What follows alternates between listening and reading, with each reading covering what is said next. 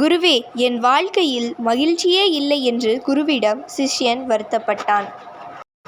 குரு அவனை ஒரு தோட்டத்திற்கு அழைத்து சென்றார். அங்கு வண்ண பட்டாம்பூச்சிகள் அங்குமிங்கும் பறந்து கொண்டிருந்தன. இதோ இவற்றில் ஒன்றை பிடித்து கொண்டு வா என சிஷ்யனிடம் குரு சொன்னார். பட்டாம்பூச்சிகளை துரத்தி கொண்டு ஓடினான்.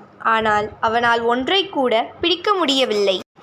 பரவாயில்லை, வா, நாம் இந்த தோட்டத்தின் அழகை ரசிக்கலாம் என்று அவனை தோட்டத்தின் நடுவே அழைத்து வந்தார்.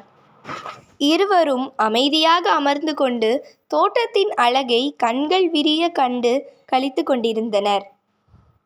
சிறிது நேரத்தில் பட்டாம்பூச்சிகள் பல அவர்களை சுற்றி பறக்கத் தொடங்கின. மேலும் சில பட்டாம்பூச்சிகள் அவர்களது கையிலேயே வந்து அமர்ந்தனர். குரு சிரித்து கொண்டே சொன்னார், இதுதான் வாழ்க்கை.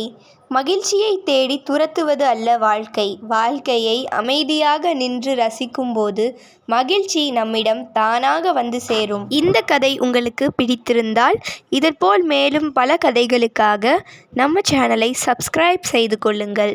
நன்றி.